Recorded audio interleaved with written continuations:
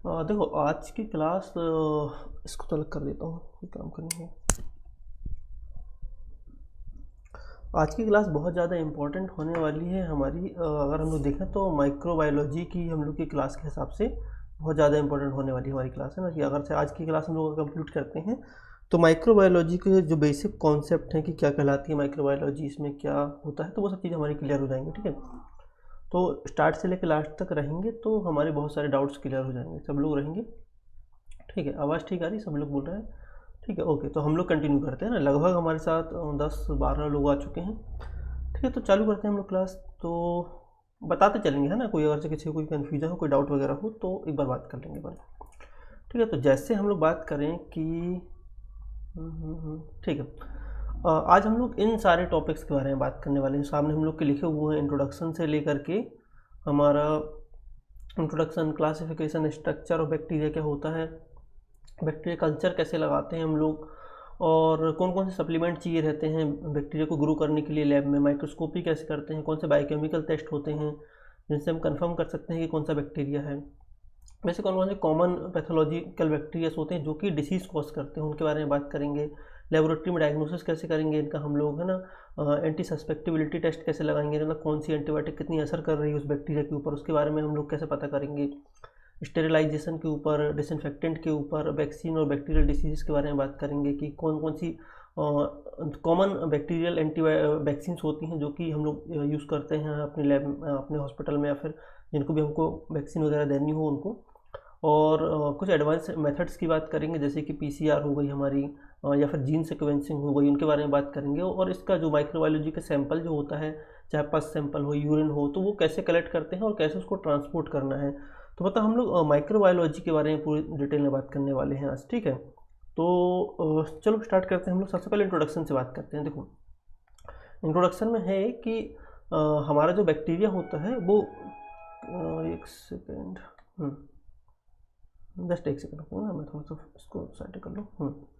ठीक है, तो देखो, अब हम लोग पहले बात कर लेंगे कि कैसे हमारा जो बैक्टीरिया है, उसके पहले हम बैक्टीरिया का इंट्रोडक्शन देख लें। ठीक है, तो बैक्टीरिया की डेफिनेशन क्या होगी। बैक्टीरिया एक बहुत छोटा सूक्ष्म जीव होता है जो कि हम लोग को आंखों से नॉर्मली देखना उसको पॉसिबल नहीं है। उसके लिए हम लोग के यहाँ पे लाइट माइक्रोस्कोप का यूज़ करना पड़ता है, जिससे कि हम लोग उसको देख सकें। जब हम लोग उसको स्टैनिंग करते हैं तो ट्रांसपेरेंट, मतलब उसको यूरिन वगैरह में देखा जा सकता है, स्टैनिंग करके, ग्राम स्टैनिंग करके उसको देखा जा सकता है। तो बहुत छोटा जीव है। ठीक है, एक प्रोकैरियोटिक सेल है। ठीक है, यूकैरियोटिक और प्रोकैरियोटिक दो टाइप की सेल्स पाई जाती हैं। तो प्रोकैरियोटिक जो सेल होती है वो हमारी बैक्टीरिया कहलाते हैं। ठीक है, अब हम लोग क्या करते हैं, डेफिनेशन की बात करें तो बैक्टीरिया एक सिंगल सेल ऑर्गेनिज्म है जो कि डिसीज कॉज कर सकता है। और बैक्टीरिया कुछ अच्छे भी होते हैं, कुछ खराब भी होते हैं देखा जाए तो। जैसे कि हम लोग नॉर्मल फ्लोरा जो हमारे बॉडी के अंदर होता है, जो हमारे इंटेस्टाइन में पाया जाता है, वो हमारे लिए अच्छा होता है, वो हमारे डाइजेशन में हेल्प करता है। वहीं जो जैसे साल्मोनेला टाइफी हो गए, फिर साइजिला हो गए, वो ऐसे बैक्टीरिया होते हैं जो कि हमारे डाइजेशन को बिगाड़ सकते हैं। तो कुछ ऐसे बैक्टीरिया होते हैं जो हमारे लिए ज़रूरी हैं हमारी बॉडी में रहना, अगर वो नहीं होंगे तो हमारा जो है डाइजेशन सही तरीके से नहीं होगा। कुछ ऐसे बैक्टीरिया हैं जो कि हानिकारक हैं, जैसे साल्मोनेला हो गया, साइजिला हो गया, ठीक है, एच पाइलोरी। तो ऐसे बहुत सारे बैक्टीरिया होते हैं जो कि हमारे डाइजेशन को ख़राब भी कर सकते हैं। तो हमने अभी डाइजेशन का एग्जांपल लिया, ऐसे ही अलग अलग हमारी बॉडी में, जैसे कि हमारी स्किन के इन्फेक्शन करने वाले अलग बैक्टीरिया होंगे, रेस्पिरेटरी ट्रैक्ट इन्फेक्शन करने वाले अलग बैक्टीरिया होंगे, डाइजेस्टिव ट्रैक्ट से रिलेटेड बात करें तो उनके अलग बैक्टीरिया होते हैं, यूरिनरी ट्रैक्ट के बैक्टीरिया अलग होते हैं। ऐसी जो अलग अलग सिस्टम्स की बात करें, जैसे हम लोग की नर्वस सिस्टम से रिलेटेड बैक्टीरिया कुछ अलग होते हैं। तो इस टाइप की बहुत सारी कैटेगरी में हम बैक्टीरिया को डिवाइड कर सकते हैं। ठीक है, तो एक तो है कि बैक्टीरिया एक छोटा सा जीव होता है जो कि हमारे लिए फायदेमंद भी हो सकता है या फिर नुकसानदायक भी हो सकता है। ठीक है, प्रोकैरियोटिक सेल है एक टाइप की। और हम लोग यहाँ पे इसकी बात करेंगे कि हम बैक्टीरिया का इंपॉर्टेंस क्या है। इंपॉर्टेंस ये है कि हमारे लिए बैक्टीरिया अच्छे भी होते हैं और ख़राब भी हो सकते हैं। जैसे कि यहाँ पे हमने नीचे लिखा हुआ है टमी बड़ी बैक्टीरिया, मतलब ऐसे बैक्टीरिया जो कि हमारी बॉडी में नॉर्मली रहते हैं, जो हमारे लिए सही हैं। और टमी बड़ी बैक्टीरिया इसमें आएंगे हमारे, जैसे कि लैक्टोबैसिलस हो गया, हमारे लिए अच्छा होता है, ठीक है, बॉडी के लिए। वैसे ही कि और जैसे टमी बड़ी बैक्टीरिया, टमी बेडी बैक्टीरिया में कौन से बैक्टीरिया आएंगे, साल्मोनेला टाइफी वगैरह हो गए, जो कि हमारे सही नहीं है हमारे डाइजेस्टिव सिस्टम के लिए। तो इस टाइप से हम लोग बैक्टीरिया को अलग अलग समझ सकते हैं बेसिक क्या कहलाता है बैक्टीरिया। अब हम लोग बात करें कि बैक्टीरिया को किस किस कैटेगरी में हम लोग क्लासीफाई कर सकते हैं। तो बैक्टीरिया क्लासिफिकेशन की बात करें तो मार्फोलॉजी के आधार पर, मतलब कि हमको बैक्टीरिया गोल दिख रहा है तो उसको कोकस बोल देंगे।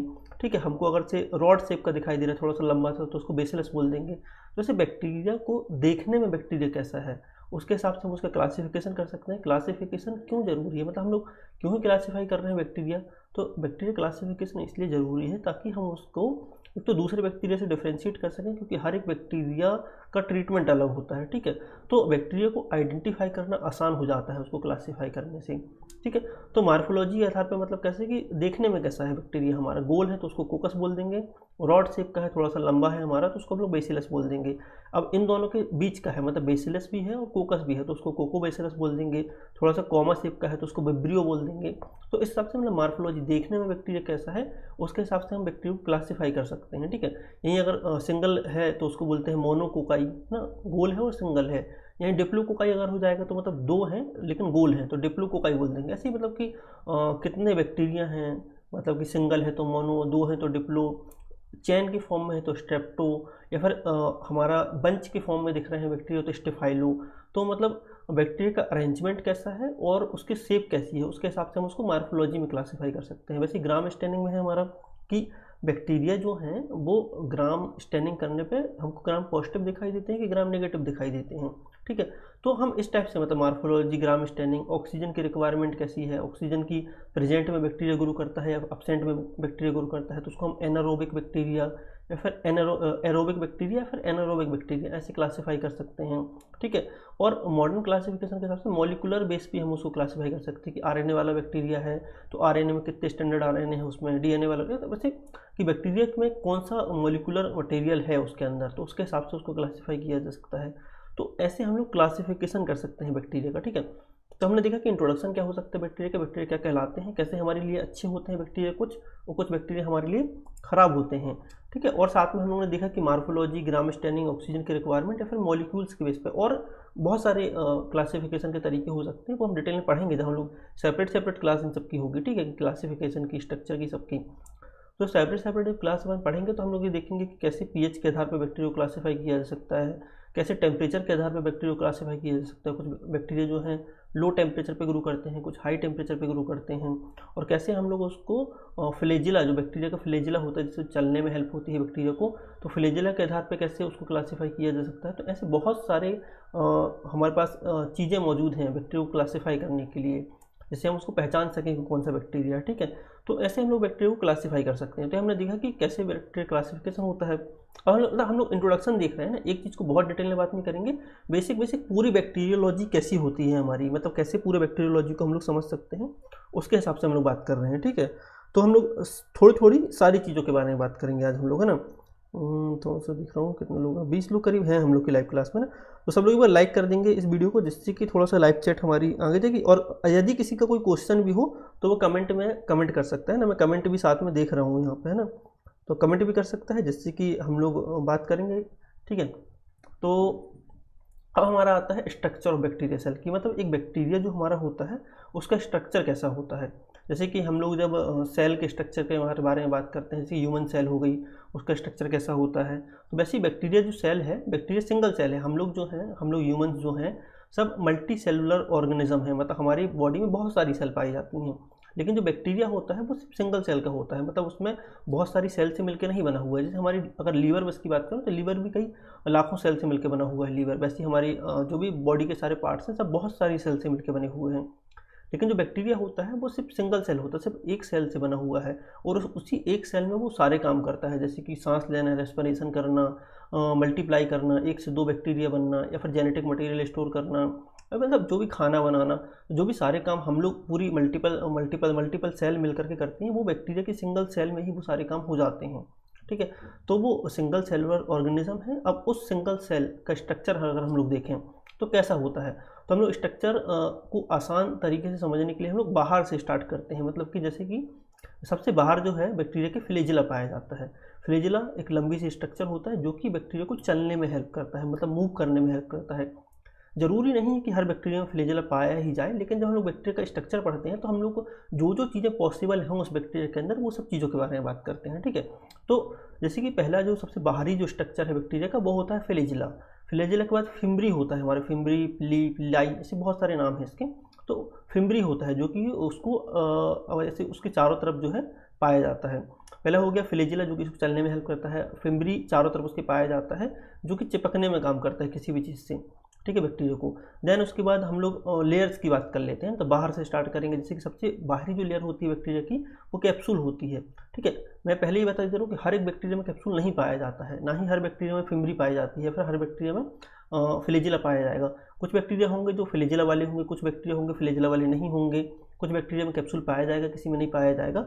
लेकिन हमको सारा स्ट्रक्चर पता होना चाहिए, इसलिए हम सब पढ़ रहे हैं। सारे मतलब एक बैक्टीरिया का स्ट्रक्चर पढ़ रहे हैं जिसमें सारी चीज़ें हों, ठीक है। तो पहले सबसे बाहरी लेयर जो होती है बैक्टीरिया की वो कैप्सूल होता है, उसके अंदर जो होती है सेल वॉल, और देन उसके अंदर हमारी प्लाज्मा मेम्ब्रेन होती है। फिर उसके अंदर जो है साइटोप्लाज्म होता है, और साइटोप्लाज्म में बहुत सारे ऑर्गेनेल्स होते हैं, या फिर बहुत सारी चीज़ें जो होती हैं वो इसमें पाई जाती हैं। जैसे कि हमारा हो गया इसके अंदर राइबोसोम्स पाए जाएंगे, प्लाज्मिड पाया जाएगा, डीएनए मटेरियल पाया जाएगा। तो ये सब चीज़ें बैक्टीरिया के अंदर पाई जाती हैं। तो इसका स्ट्रक्चर की हम लोग एक सेपरेट क्लास करेंगे कि हर एक स्ट्रक्चर का क्या काम है डिटेल में, उसको हम लोग समझने वाले हैं। तो अभी हमने देखा कि बैक्टीरिया का स्ट्रक्चर क्या होता है। पहले हमने देखा कि बैक्टीरिया को क्लासीफाई कैसे कर सकते हैं, और हमने बात करी बैक्टीरिया के स्ट्रक्चर के बारे में। अब हम लोग बात कर लेते हैं बैक्टीरिया को हम लोग ग्रो कैसे करता है बैक्टीरिया। मतलब कि जब हम लोग उसको लैब में ग्रो कराते हैं, पैथोलॉजी लैब में, माइक्रोबायोलॉजी लैब में जब उसको ग्रो कराते हैं तो कैसे ग्रो करता है बैक्टीरिया। तो बैक्टीरिया की ग्रोथ हमको करानी, मान लो कि कोई किसी को यूरिनरी ट्रैक्ट इन्फेक्शन है, मतलब उसके यूरिन में बैक्टीरिया का इन्फेक्शन है, तो हम कैसे बताएंगे कि कौन से बैक्टीरिया का इन्फेक्शन है, कैसे पता चलेगा हमको।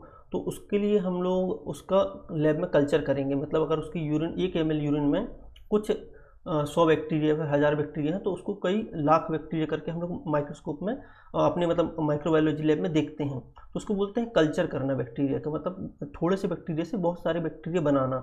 तो जब हम बहुत सारे बैक्टीरिया बनाते हैं तो हम उसकी ग्रोथ कराते हैं बैक्टीरिया की लैब में अपने, ठीक है।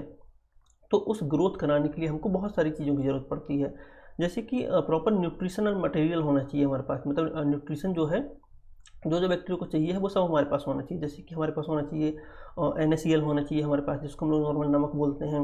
फिर उसको खाने के लिए हम लोग के पास यहाँ पे कुछ मीट एक्सट्रैक्ट हमारे पास होना चाहिए, ठीक है। और कुछ अगार होना चाहिए जिससे हम लोग उस सबको सॉलिडिफाई करके एक प्लेट में जमा सके। तो जो जो न्यूट्रिशनल रिक्वायरमेंट है उस बैक्टीरिया की वो सब हमारे पास होनी चाहिए, ठीक है। प्रॉपर हमको उसको टेम्परेचर मेंटेन करना पड़ता है कि हमारी बॉडी में जैसे 37 डिग्री सेल्सियस होता है, वैसे उस बैक्टीरिया को 37 डिग्री सेल्सियस हम लोग टेम्परेचर बाहर से देते हैं, जिससे कि वो ग्रो कर सके लैब में। तो हम लोग इंक्यूबेटर यूज़ करते हैं 37 डिग्री सेल्सियस टेम्परेचर के लिए। ऑक्सीजन की रिक्वायरमेंट कई बैक्टीरिया को होती है जो कि एरोबिक बैक्टीरिया होते हैं, जो कि ऑक्सीजन की प्रेजेंट में हमारी बॉडी के अंदर ग्रो करते हैं। वैसे कुछ ऐसे बैक्टीरिया होते हैं जो कि ऑक्सीजन की एब्सेंट में हमारी बॉडी के अंदर ग्रो करते हैं, तो उनको ऑक्सीजन की रिक्वायरमेंट नहीं होती है। तो जो बैक्टीरिया को ऑक्सीजन की रिक्वायरमेंट हो उसको ऑक्सीजन देंगे, जिसको ऑक्सीजन की रिक्वायरमेंट नहीं है उसको ऑक्सीजन नहीं भी देंगे। तो ऐसे हम लोग एक पूरा माहौल तैयार करते हैं बैक्टीरिया को ग्रो कराने का अपने लैब में। और जब वो बैक्टीरिया ग्रो करते हैं तो वो कैसे ग्रो करते हैं, तो उसकी क्या फेजेस होती हैं उसके बारे में हम लोग यहाँ बात करते हैं बैक्टीरिया ग्रोथ में।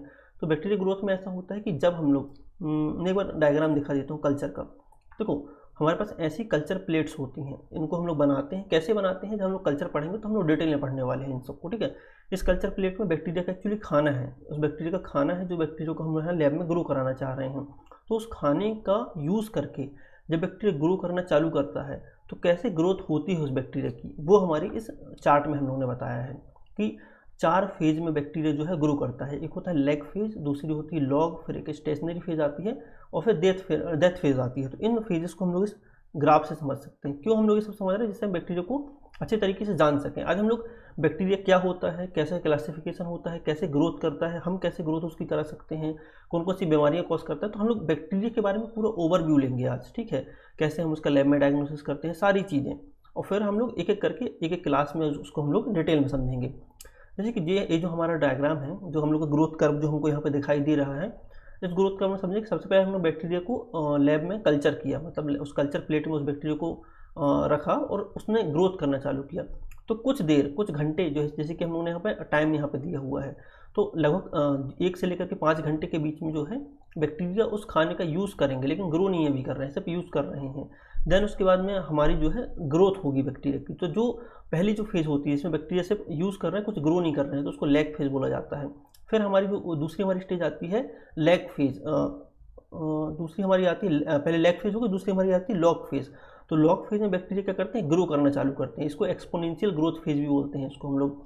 तो जब लॉग फेज़ जो हमारी आती है बैक्टीरिया ग्रो करना चालू करते हैं, और एक समय ऐसा आता है जब जो हमारी प्लेट है उसका खाना जो है वो लगभग ख़त्म हो जाता है हमारा, ठीक है। खाना खत्म हो गया तो बैक्टीरिया फिर और ग्रोथ नहीं कर पाएंगे उस प्लेट पे, तो फिर वो स्टेशनरी फेज में चले जाते हैं कि अब इससे ज़्यादा बैक्टीरिया की ग्रोथ उस प्लेट में हो नहीं पाएगी। और देन उसके बाद जब पूरा खाना खत्म हो गया, बैक्टीरिया ग्रो करना ही बंद कर चुके हैं, तो फिर वो खाना जो यूज़ कर चुके हैं बैक्टीरिया, उसके बाद फिर वो मरने लगेंगे बैक्टीरिया, क्योंकि बहुत ज़्यादा ओवर पॉपुलेशन हो गई है बैक्टीरिया की, तो फिर वो डेथ फेज में चले जाएंगे, फिर धीरे धीरे उसकी पॉपुलेशन कम हो जाएगी। तो पहले क्या हो रहा है, हम लोगों ने बैक्टीरिया को खाना दिया, बैक्टीरिया लैग फेज में गए, खाने का यूज़ करना चालू किया, देन खाने का यूज़ करके उन्होंने अपनी ग्रोथ करी, मतलब 1 से 2, 2 से 4 बहुत सारी कॉलोनी बनाई अपनी, फिर एक स्टेशनरी फेज आई जिसमें उनकी ग्रोथ रुक गई, और फिर लास्ट में जाकर डेथ फेज आई जहाँ पे वो बैक्टीरिया सारे जो भी थे उस प्लेट में वो मरने लगे हमारे। तो इस टाइप से बैक्टीरिया की ग्रोथ करते हैं अपनी प्लेट में। तो देखो अभी एकदम से सारी चीज़ें समझ में नहीं आएंगी, आ भी सकती हैं, ऐसा नहीं है, तो लेकिन इनको हम लोग डिटेल में समझेंगे। अभी हम लोग सिर्फ इंट्रोडक्शन पढ़ रहे हैं, इसलिए हम लोग को सभी चीज़ें एक एक बार देख ले रहे हैं कि कैसे बैक्टीरिया ग्रो करते हैं और क्या क्या उनको खाने में चाहिए रहता है। देखो दूसरी हमारी है कि बैक्टीरिया जो है उसको हम लोग लैब में जब कल्चर करते हैं, कल्चर करने का मतलब होता है बैक्टीरिया को हम लोग मल्टीप्लाई कर रहे हैं, मतलब 2 से बहुत सारे बैक्टीरिया हम लोग बना रहे हैं ऐसा। तो बैक्टीरिया को खाना पीना दे करके उसकी कॉलोनी बढ़ा रहे हैं एक्चुअली हम लोग यहाँ पे, है ना। तो कौन कौन से कल्चर मीडिया होते हैं, कल्चर मीडिया मतलब बैक्टीरिया खाना, अलग अलग बैक्टीरिया के लिए अलग अलग टाइप से हम उनका खाना बनाते हैं। जैसे कि कुछ बैक्टीरिया को सॉल्ट ज़्यादा पसंद होगा, किसी को नमक कम पसंद होगा, किसी बैक्टीरिया को, किसी बैक्टीरिया के लिए हमको यहाँ पे ब्लड का यूज़ करना पड़ेगा जिससे वो अच्छे से ग्रोथ कर सके, किसी कल्चर में हमको ब्लड का यूज़ नहीं करना पड़ेगा। तो ऐसे हम लोग अलग अलग कैटेगरी है हमारे पास कल्चर मीडिया की, तो हम लोग अलग अलग बैक्टीरिया के लिए, जैसे यूरिन में नॉर्मली कौन से बैक्टीरिया पाए जाते हैं, तो उनके लिए हम लोग एक अलग स्पेसिफिक टाइप का कल्चर मीडिया यूज़ करेंगे। ब्लड के लिए, ब्लड का कल्चर करना है तो उसके लिए हम लोग अलग स्पेशल टाइप के मीडिया का यूज़ करेंगे। पस का सैंपल का कल्चर बनाना है, या फिर स्टूल सैंपल का कल्चर हमको लगाना है तो उसके लिए अलग मीडिया का यूज़ करेंगे। ऐसे हम लोग अलग अलग सैंपल्स या फिर अलग अलग बैक्टीरिया के हिसाब से हम लोग अलग अलग कल्चर मीडिया का यूज़ करते हैं, ठीक है। तो उस हिसाब से हम लोगों ने कल्चर मीडिया को क्लासीफाई किया हुआ है। तो पहला तो हो गया हमारा टाइप्स ऑफ कल्चर मीडिया, किस टाइप के कल्चर मीडिया होते हैं। सिंपल मीडिया मतलब बिल्कुल कुछ बेसिक इंग्रेडिएंट उसमें होंगे तो वो सिंपल मीडिया कहलाएगा। वैसे एनरिच्ड मीडिया, कुछ स्पेसिफिक टाइप की ग्रोथ को हम लोग यहाँ पे एनरिच्ड करते हैं। देन सेलेक्टिव मीडिया, किसी स्पेसिफिक ग्रोथ को हम लोग यहाँ पे किसी सिर्फ एक बैक्टीरिया को ग्रो कराने के लिए उस मीडिया का यूज़ करते हैं। डिफरेंशियल मीडिया, एक बैक्टीरिया से दूसरे बैक्टीरिया को डिफरेंशिएट करने के लिए हम लोग अलग अलग मीडिया का, मतलब एक ही मीडिया रहेगा लेकिन वो अलग अलग बैक्टीरिया में अलग अलग तरीके से रिएक्ट करेगा उस बैक्टीरिया के साथ में, तो वो डिफरेंशियल मीडिया हो जाएगा हमारा। ट्रांसपोर्ट मीडिया यूज़ करते हैं, मतलब अगर एक सैंपल को दूसरी जगह लेके जाना है जिससे उसकी बैक्टीरिया उसके अंदर के ना मारें तो उसको ट्रांसपोर्ट मीडिया बोलते हैं। तो ऐसे हम लोग ने कल्चर मीडिया के हिसाब से, अपनी यूज़ के हिसाब से उसको हम लोगों ने अलग अलग कैटेगरी में क्लासीफाई कर सकते हैं कल्चर मीडिया को, ठीक है। फिर एग्जांपल बात कर लेते हैं कौन कौन से कल्चर मीडिया होते हैं, जैसे कि ब्लड अगार मीडिया, मैकोंकी अगार मीडिया और हमारा चॉकलेट अगार मीडिया। तो ऐसे हम लोग के अलग अलग नाम हैं, मतलब इतने टाइप के हमारे अलग अलग बैक्टीरिया, अलग अलग हमारे मीडियाज़ होते हैं, कल्चर मीडियाज़ होते हैं। और भी सारे हैं, जब हम लोग कल्चर मीडिया को डिटेल में पढ़ेंगे तो फिर हम लोग इनको देखेंगे। फार्मिंग, किसी ने डाला हुआ है वो फार्मिंग करते हैं, हाँ मतलब उसको हम लोग बोल सकते हैं कि बैक्टीरिया का कल्चर करना, मतलब कि कल्चर मतलब वही कि फार्मिंग करना, ग्रोथ कराना अपनी लैब में एक कंट्रोल्ड एनवायरनमेंट में, जिससे कि बैक्टीरिया ग्रो कर सकें, ठीक है। तो उसको हम लोग कल्चर करना बोल सकते हैं, फार्मिंग बोल सकते हैं बैक्टीरिया की। देन जैसे कि हम लोगों ने बैक्टीरिया की ग्रो करा लिया तो पहचानेंगे कैसे कि कौन सा बैक्टीरिया है, तो उसको पहचानने के लिए, क्योंकि बैक्टीरिया जो है ट्रांसपेरेंट दिखाई देता है, खुद का कोई कलर नहीं होता है बैक्टीरिया का, तो फिर हम उसको कलर करके देखेंगे कि यार कलर करते हैं बैक्टीरिया को कि कौन से कलर का बैक्टीरिया दिखाई दे रहा है, उसके हिसाब से हम उसको क्लासीफाई कर लेंगे। जैसे कि और जो कलर होता है उसको हम लोग स्टैनिंग बोलते हैं, तो स्टैनिंग अलग अलग टाइप की हो सकती है। जैसे कि अलग अलग साइंटिस्ट लोगों ने अपनी अपनी स्टैनिंग बनाई अलग अलग बैक्टीरिया को क्लासीफाई करने के लिए, तो रिसर्चेस हैं एक्चुअली अलग अलग टाइप के, ठीक है। जैसे कि क्रिश्चियन ग्राम करके एक साइंटिस्ट थे, उन्होंने बैक्टीरिया को 2 ब्रॉड कैटेगरी में क्लासीफाई किया कि यार कुछ बैक्टीरिया जो होते हैं वो ग्राम नेगेटिव होते हैं, कुछ बैक्टीरिया जो होते हैं ग्राम पॉजिटिव होते हैं।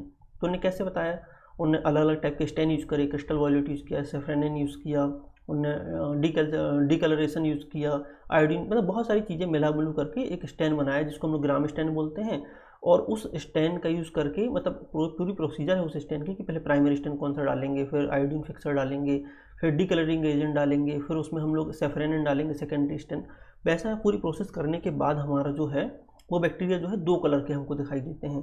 पहला तो हमारा हो गया कि पिंक कलर के दिखाई देते हैं, दूसरे हमारे दिखाई देते हैं ब्लू कलर के। तो जो बैक्टीरिया ब्लू कलर के दिखाई दिए उन्होंने बोला कि ये ग्राम पॉजिटिव बैक्टीरिया हैं, और जो बैक्टीरिया हमको पिंक कलर के दिखाई दिए वो उन्होंने बोला कि ग्राम नेगेटिव बैक्टीरिया हैं।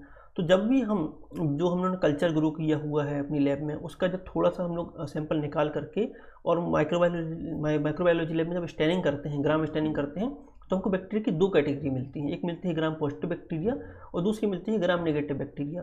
तो जो हम लोग एग्ज़ाम्स की तैयारी करते हैं, फिर एग्ज़ाम्स के लिए पढ़ते हैं, और चाहे गवर्नमेंट एग्ज़ाम हो या फिर हम लोग के जो कॉलेज के एग्ज़ाम्स होते हैं, तो उनमें सबसे इम्पोर्टेंट जो हमारा होता है वो दो स्टैनिंग होती हैं, एक तो है ग्राम स्टैनिंग, दूसरी है एसिड फास्ट स्टैनिंग। तो ग्राम स्टैनिंग के बारे में डिटेल में हम लोग पढ़ेंगे जब हम लोग स्टैनिंग पढ़ेंगे। तो अभी हम लोग सिर्फ इतना समझ लें कि ग्राम स्टैनिंग में हम लोग बैक्टीरिया को दो कैटेगरी में क्लासीफाई करते हैं, एक ग्राम पॉजिटिव, एक ग्राम नेगेटिव। अब इन्हीं कैटेगरी की सब कैटेगरी होती है, जैसे कि कुछ ग्राम नेगेटिव बैक्टीरिया जो हैं वो कोकाई हो सकते हैं, तो ग्राम पॉजिटिव कोकाई हो जाएगी हमारी। कुछ बैक्टीरिया जो हो सकते हैं बेसिलाई हो सकते हैं ग्राम नेगेटिव, तो वो ग्राम नेगेटिव बेसिलाई हो जाएंगे। ऐसे gram positive bacilli, gram positive cocci, gram negative cocci हमारा हो जाएगा, फिर gram positive bacilli, gram negative bacilli. तो इसे हम लोगों ने कोकाई और बेसिलाई और ग्राम नेगेटिव ग्राम पॉजिटिव के आधार पर 4 कैटेगरी बना ली, ठीक है। फिर उनकी और सब कैटेगरी बनाई जा सकती हैं, जैसे कि ग्राम पॉजिटिव कोकाई है लेकिन सिंगल सिंगल दिख रहा है तो मोनो कोकाई हो बोल देंगे हम लोग उसको, कि ग्राम पॉजिटिव मोनो कोकाई। अब यहीं दो दो कोकाई एक साथ बंच में हमको दिखने लगे तो हम लोग बोल देंगे कि ग्राम पॉजिटिव बैक्टीरिया तो है और कोकाई भी है, लेकिन अब डिप्लो कोकाई हो गया वो, वैसे अगर चैन के फॉर्म में हमको बैक्टीरिया दिखाई देने लगे तो बोलेंगे कि ग्राम पॉजिटिव कोकाई है लेकिन अब स्ट्रेप्टोकोकाई है, बंचेस के फॉर्म में दिखाई देंगे तो ग्राम पॉजिटिव स्टेफाइलोकोकाई। तो हम लोग उसके अरेंजमेंट, उसके शेप, उसके कलर के आधार पे हम लोग बता सकते हैं कि ग्राम पॉजिटिव है, ग्राम नेगेटिव है, कोकाई है, बेसिलाई है, मोनो, डिप्लो, स्टेप्टो, स्टेफाइलो कौन सा है बैक्टीरिया। तो ऐसे करके हम लोगों ने बहुत अलग अलग कैटेगरीज बना ली, ठीक है। तो इससे बैक्टीरिया की पहचान में आसानी हो गई हमको कि कौन सा बैक्टीरिया हो सकता है हमारा। अब हम लोग बात कर लेते हैं एसिड फास्ट स्टैनिंग की। तो कुछ बैक्टीरिया जो होते हैं जो कि जब हम लोग ग्राम स्टैन करते हैं तो इतने अच्छे से नहीं दिखाई देते हैं हमको, ठीक है।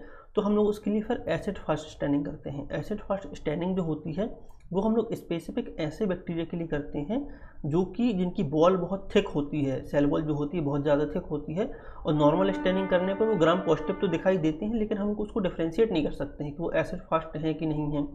खास करके हम लोग बात करेंगे टीबी के बैक्टीरिया की, तो जो माइक्रोबैक्टीरियम ट्यूबरक्लोसिस होता है उसको ग्राम नेगेटिव ग्राम पॉजिटिव करके डिफ्रेंशिएट करना बहुत मुश्किल है कि वो माइक्रोबैक्टीरियम ट्यूबरक्लोसिस है कि नहीं है। उसके लिए स्पेसिफिक हम लोग ने यहाँ पे एसिड फास्ट स्टैनिंग बनाई कि जो टीबी के बैक्टीरिया होते हैं वो एसिड फास्ट स्टैनिंग करने पे हमको ऐसे पिंक कलर के दिखाई देते हैं। यहाँ देखो पिंक कलर के हमको दिखाई दे रहे हैं, रॉड शेप के दिखाई दे रहे हैं, तो ऐसे पिंक कलर के हमको बैक्टीरिया दिखाई देते हैं एसिड फास्ट स्टैनिंग करने पे, जब हम लोग एसिड फास्ट स्टैनिंग करते हैं। तो अब जो हमने क्या कर लिया, ग्राम स्टैनिंग करके दो कैटेगरी में डिवाइड कर लिया, acid gram negative gram positive. Acid fast staining करके हम लोगों ने ऐसे बैक्टीरिया पहचान लिए जो कि टीबी के बैक्टीरिया हैं। वैसे हम लोग कुछ ऐसे बैक्टीरिया होते हैं जिनके ऊपर कैप्सूल पाया जाता है, अब वो उनके ऊपर कैप्सूल है तो उनको स्टैन करना बहुत मुश्किल होता है, ठीक है। तो उसके लिए हम लोग कैप्सूल स्टैनिंग करते हैं, स्पेसिफिक टाइप की स्टैनिंग। ऐसे ही कई बैक्टीरिया होते हैं जो एंडोस्पोर बना लेते हैं, बैक्टीरिया का स्ट्रक्चर है एंडोस्पोर जो कि उसकी सेल वॉल के ऊपर बनता है। तो एंडोस्पोर फॉर्मिंग बैक्टीरिया जो होते हैं उसको एंडोस्पोर हम लोग स्टैनिंग करते हैं। कुछ स्पेशल टाइप की स्टैनिंग होती हैं अलग अलग बैक्टीरिया के लिए हम लोग करते हैं, तो उन सबको हम लोग डिटेल में पढ़ेंगे जब हम लोग बैक्टीरियोलॉजी पढ़ेंगे, ठीक है। मतलब स्पेशल स्टैनिंग जब पढ़ेंगे जब हम लोग, तो हम लोगों ने बताया कि बैक्टीरिया को कलर कैसे करते हैं। हमने बात करी कि बैक्टीरिया का स्ट्रक्चर कैसा होता है, कैसे उसको क्लासीफाई करते हैं, कैसे वो कल्चर मीडिया पर ग्रोथ करते हैं, और हम लोगों ने देखा कि कैसे उसको कलर किया जा सकता है बैक्टीरिया को माइक्रोस्कोप में लैब में देखने के लिए। अब लैब में जब हम लोग देखेंगे उसको तो माइक्रोस्कोपी करनी पड़ेगी हमको, तो वो माइक्रोस्कोपी जो है वो कितने टाइप की होती है पहले तो वो हमको पता होना चाहिए, और कौन से बैक्टीरिया के लिए कौन सी माइक्रोस्कोपी करेंगे वो तो पता होना चाहिए ना। तो उसके लिए हम लोग मेन 4 टाइप की माइक्रोस्कोपी करते हैं। पहला है लाइट माइक्रोस्कोप। नॉर्मल जो लैब में अधिकतर जो माइक्रोस्कोपी होती है लगभग 90% वो लाइट माइक्रोस्कोपी ही होती है। लाइट माइक्रोस्कोप में क्या होता है, नीचे से लाइट आती है और ऊपर हमको हमारा ऑब्जेक्ट रखा रहता है और हमको आईपीस लेंस में उसकी फ़ोटो दिखती है। तो जब हम लोग स्टैन करते हैं तो हमको फ़ोटो ऐसे कलर दिखाई देती है, स्टैन नहीं करते हैं तो हमको ऐसे फ़ोटो हमको उसकी नॉर्मल कलरलेस दिखाई देती है। तो एक्चुअली लाइट माइक्रोस्कोप में हम लोग जो सिंपल जो नॉर्मल माइक्रोस्कोपी जो हम लोग लैब में करते हैं वो लाइट माइक्रोस्कोपी ही होती है। दूसरी हमारी होती है dark field microscopy. Dark field microscopy की सबसे अच्छी पहचान ये है कि एक मिनट, ठीक है। तो डार्क फील्ड माइक्रोस्कोपी की सबसे अच्छी पहचान ये है कि जो बैकग्राउंड जो इसमें है डार्क फील्ड माइक्रोस्कोपी में वो पूरा डार्क रहता है हमारा। डार्क मतलब हमारा पूरा ब्लैक दिखाई देता है हमको माइक्रोस्कोप में जो इसका बैकग्राउंड होता है, और जो हमको हमारा जो ऑब्जेक्ट है वो हमको चमकता हुआ दिखाई देता है, मतलब ऑब्जेक्ट हमको चमकता हुआ दिखाई दे रहा है। तो इसका यूज़ हम लोग यहाँ पे कई फंगस के लिए करते हैं, और हम लोग जो हम लोगों ने देखा कि एसिड फास्ट स्टैनिंग करते हैं हम लोग ट्यूबरक्लोसिस के लिए, वैसे ही हम लोग यहाँ पे और भी एक स्टैन होता है जिसमें हम लोग यहाँ पे उस बैक्टीरिया को जो एसिड फास्ट बैक्टीरिया है हमारा जो हमारे ट्यूबरक्लोसिस का बैक्टीरिया है उसको हम लोग डार्क फील्ड माइक्रोस्कोपी में भी देख सकते हैं, जब वो भी चमकता हुआ दिखाई देता है। फ्लोरोसेंट माइक्रोस्कोपी भी हम लोग कर सकते हैं उसकी। तो मैंने dark field microscopy, bright field microscopy में हम लोग यहाँ पे अलग अलग चीज़ों को देखते हैं। और फ्लोरोसेंट माइक्रोस्कोपी की बात करें तो हम लोग ऐसी डाइज का यूज़ करते हैं जिससे कि वो डाई हमको माइक्रोस्कोप में चमकती हुई दिखाई देती हैं, तो वो कलर जो है बहुत ज़्यादा ब्राइट और बहुत ज़्यादा चमकते हुए दिखाई देते हैं हमको। तो बैकग्राउंड हमारा ब्लैक रहता है और कलर हमको ऐसे चमकते हुए दिखाई दे रहे हैं, तो उसको हम लोग बोलते हैं फ्लोरोसेंट माइक्रोस्कोपी। फ्लोरोसेंट डाई का यहाँ पे हम लोग यूज़ करते हैं उसके लिए। फेस कॉन्ट्रास्ट माइक्रोस्कोपी क्या कहलाता है कि हमको बैक्टीरिया या फिर कुछ भी चीज़ है उसके हम लोग कुछ इंटरनल स्ट्रक्चर भी देख सकते हैं। पूरे इंटरनल स्ट्रक्चर तो नहीं दिखाई देंगे, कुछ इंटरनल स्ट्रक्चर भी हमको इसमें दिख जाते हैं बैक्टीरिया के या फिर जो भी हम लोग ऑब्जेक्ट देख रहे हैं इसमें। और हमको यहाँ पे लाइव फॉर्म में देख सकते हैं हम उनको, मतलब चलते फिरते देख सकते हैं उन सारी चीज़ों को। बैक्टीरिया को हो गए हमारे, तो हमको चलते हुए दिखाई देते हैं फेस कॉन्ट्रास्ट माइक्रोस्कोपी में। तो जो अभी तक हम लोगों ने बात करी ब्राइट फील्ड, डार्क फील्ड और फ्लोरोसेंट की, तो इन तीनों में अधिकतर हम लोग जो है स्पेसिमेन में जो बैक्टीरिया है उसको किल कर दिया जाता है, मार दिया जाता है और फिर हम उसको स्टैन करके देखते हैं।